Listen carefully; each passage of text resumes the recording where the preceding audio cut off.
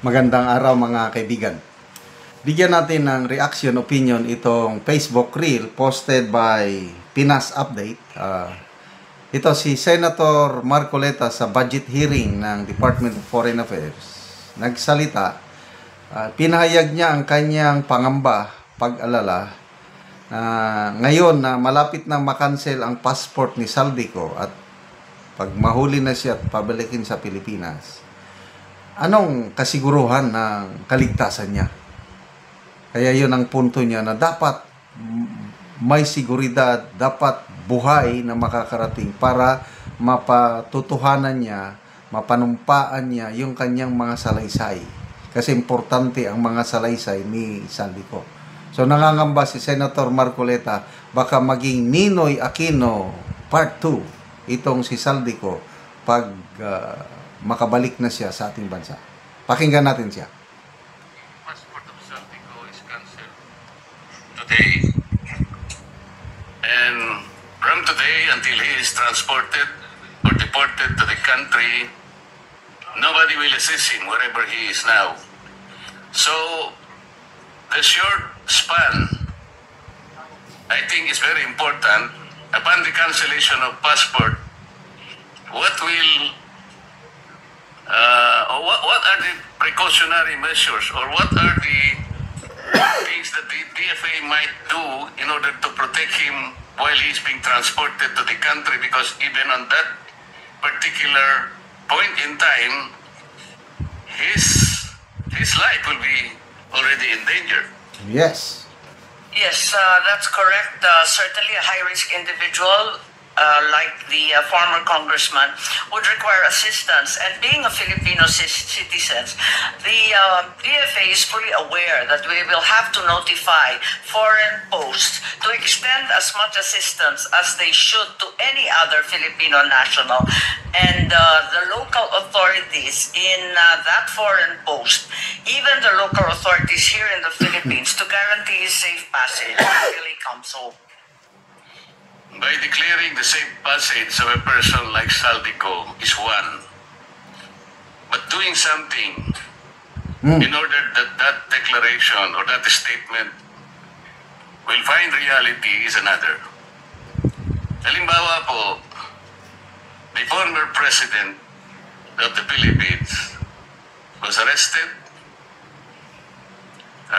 temporarily confined in a military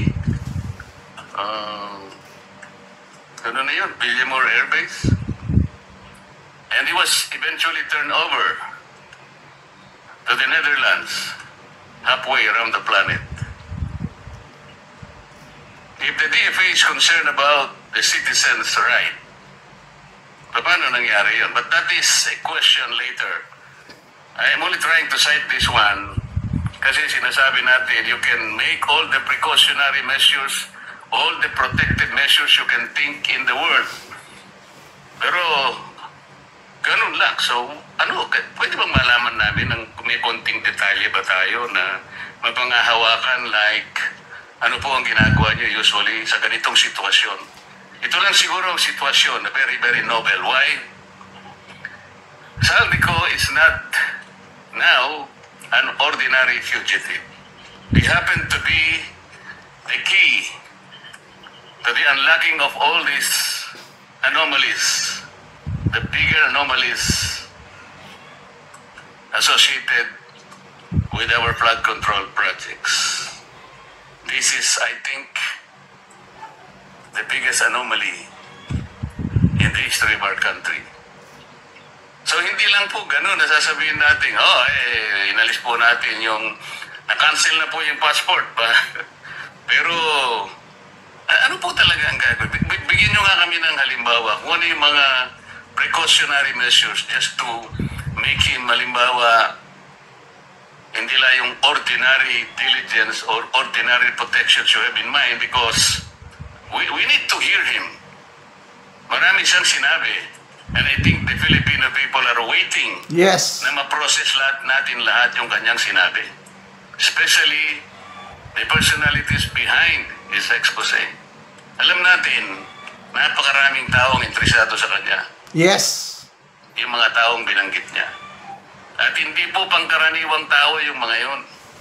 So hindi lamang po administrative na parang ganun lang kasimple. So we can now cancel the passport of Saldico. If you understand, Mr. President. That's right. Upon cancellation, as mentioned earlier, the DFA is duty-bound to inform the holder of that passport that he no longer carries a valid document. And thereafter, as they would for any other Filipino citizen, they must, to the extent of their office, be able to guarantee safe passage. Tulad nga ng sinabi ninyo, kakaibang testigo at passport holder si Saldico at kinakailangan yung safe passage nga niya magarantiya. So unang-una, yung mga foreign posts sa kanyang pinanggalingan, kung Portugal man yan o Japan o kung saan man siya, sasabihan natin yung mga Philippine Embassy at konsulado doon. Ganon din yung konsulado doon, kinakailangan timbrehan din yung kapulisan at yung iba pang law enforcement agencies doon sa foreign country na yon. Pagkatapos noon, yung DFA aabisuhan rin sa paglapag dito sa Pilipinas. Yun ang tanging magagawa po nila. Yun na lang ang tanging magagawa nila, Mr. President. Pero yung mga kalaban, na perceived na kalaban na binanggit niya sa kanyang expose, magagawa din nila natakutin po yung inyong mga tatawagan. Yes. O maaaring susuhulan nila yung mga opisinang pagsasabihin ninyo to protect Saldico at all cost. Correct. Tama po ba yung aking iniisip na meron din silang kakayahan? Maliwanag na higit ang kanilang kakayahan dahil mabibigat ang binitawan niya sa makapangyarihang mga tauhan at opisyal. Siguro ang maaari ring gawin ng DFA ay humingi sa mga foreign governments ng armed escorts or karagdagan na security dahil sila naman ang nandun at may kakayahan. Baka maaari rin siguro, maliban pa sa mga foreign postings natin, yung Philippine Embassy, yung konsulado, humingi na rin ng tulong dun sa mga law enforcement sa ibang dako. Kaya po ba nilang gawin yun? Kaya naman nilang gawin yun. Parati naman sila nakikisuyok kapag may gulo, kapag may aberya, kung may problema. At eto nga, yung issue ng fugitive, hindi ito magiging kauna-unahang pagkakataon na nasabihan yung foreign countries po. Okay. So, napakadelikado po ang kalagayan ni Mr. Saldico ngayon. Tama, agree ako sa sinabi ni Congressman Marcoleta na maraming Pilipino na interesado na makabalik siya ng buhay dito sa Pilipinas para, yun na, mapanumpaan niya na yung mga aligasyon niya para uusad yung hustisya. Paano kung Maninoy Aquino part 2 siya? Anong assurance?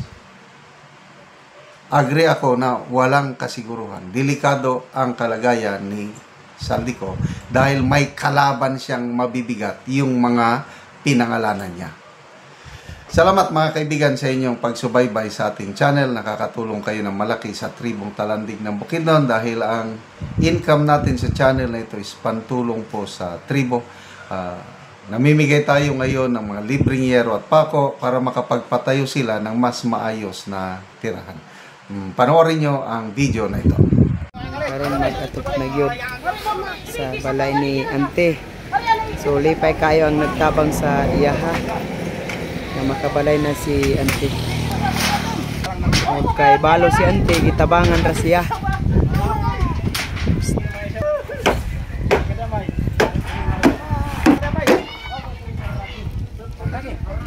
Kabalay na gyud si Ante.